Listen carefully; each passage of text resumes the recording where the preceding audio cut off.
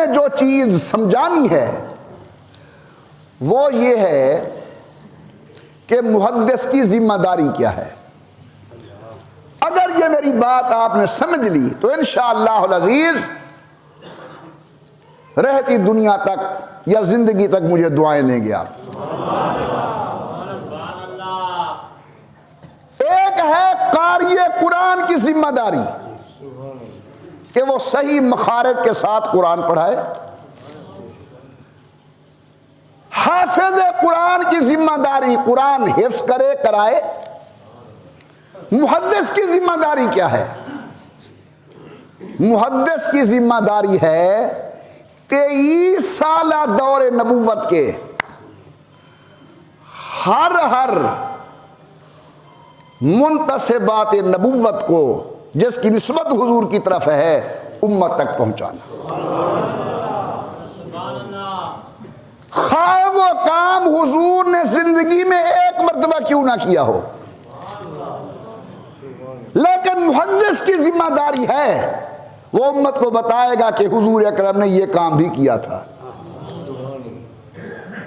یہ محدث کی ذمہ داری ہے کہ اللہ کے نبی کا ایک ایک عمل امت کے سامنے پہنچائے. بے شک حضور نے وہ عمل بعد میں چھوڑ دیا ہو، اب امت نے تو اس پر عمل کرنا نہیں، لیکن چونکہ حضور نے کیا تھا اس کی ذمہ داری ہے یہ بتائے.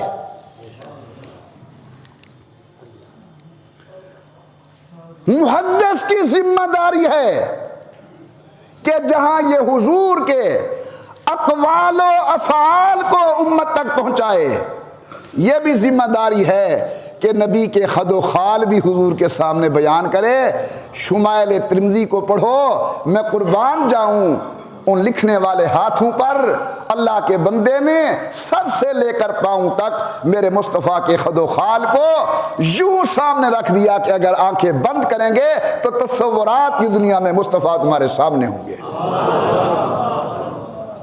حضور کی پیشانی مبارک کیسی تھی، رسول اللہ کے بھویں کیسے تھے، حضرت کے ابرو کیسے تھے، حضرت کے ہونٹ مبارک کیسے تھے، حضرت کے دانت ملے ہوئے تھے یا کچھ فاصلہ تھا، رسول اللہ ہنستے کیسے تھے. کیا عرض کروں، یہاں تک بھی بتایا کہ حضور جب پاؤں مبارک زمین پر رکھتے تھے تو تلوا پورا زمین پہ لگتا تھا یا کچھ اٹھا ہوا ہوتا تھا. یہ محدثین کرام نے نبی کی ایک ایک بات امت تک پہنچا دی.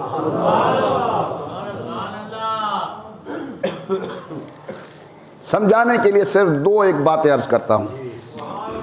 صحیح بخاری کی روایت ہے، امام الانبیاء سرکار دو عالم نے 4 رکعت والی نماز پڑھائی. سمجھنا، 4 رکعت والی نماز پڑھائی، اور نماز پڑھانے کے بعد حضرت نے 2 رکعتوں پہ سلام پھیر دیا. سلام پھیرنے کے بعد بڑی پریشانی کے عالم کے اندر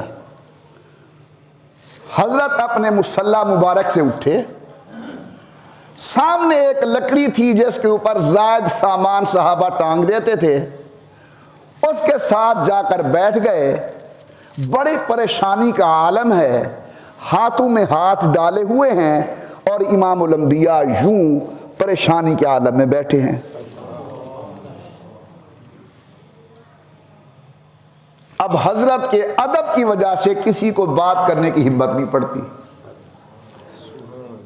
جو نوجوان صحابہ تھے انہوں نے شہر کے اندر یہ آواز لگا دی کہ قصرت الصلاۃ، نماز اللہ نے مختصر کر دی ہے، 4 والی 2 بن گئی. اور جو بڑے ہیں وہ ساتھ کھڑے ہیں لیکن کوئی عرض کرنے کی جرات نہیں کرتا. ایک صحابی ہیں جن کا نام ہے حضرت خرقاب. ان کے ہاتھ مبارک کچھ بڑے تھے تو حضور ان کو ذو الیدین پیار سے کہتے تھے، بڑے ہاتھوں والا. اس نے ہمت کی اور حضور کی خدمت میں گزارش کی، اللہ کے نبی اقصرت الصلاۃ ام نسیت یا رسول اللہ، حضرت نماز آدھی ہو گئی ہے یا آپ بھول گئے ہیں؟ حضرت پاک نے فرمایا نہ نماز آدھی ہوئی ہے نہ ہم بھولے ہیں. اس نے کہا جی کچھ تو ہوا ہے،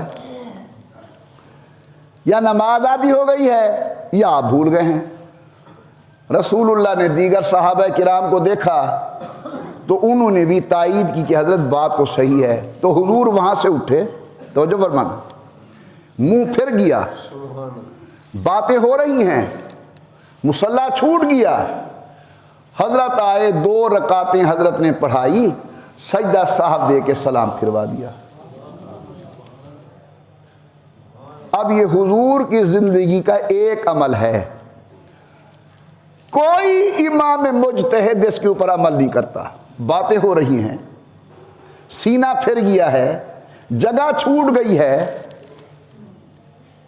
اس پر کوئی عمل نہیں کرتا، لیکن امام بخاری نے کیوں کتاب میں جمع کیا؟ اس کی ذمہ داری ہے کہ اس نے حضور کی ایک ایک بات امت تک پہنچا دی۔ امام الانبیاء سرکار دو عالم صلی اللہ علیہ وسلم کو موت آ گئی، صحیح بخاری میں ہے، رسول اللہ صلی اللہ علیہ وسلم نے کھڑے ہو کے پیشاب فرمایا۔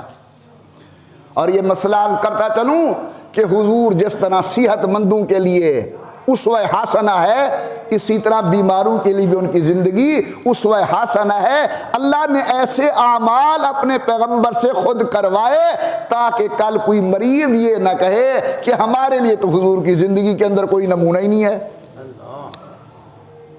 حضور نے کھڑے ہو کر پیشاب کیا، زندگی میں ایک ہی واقعہ ہے۔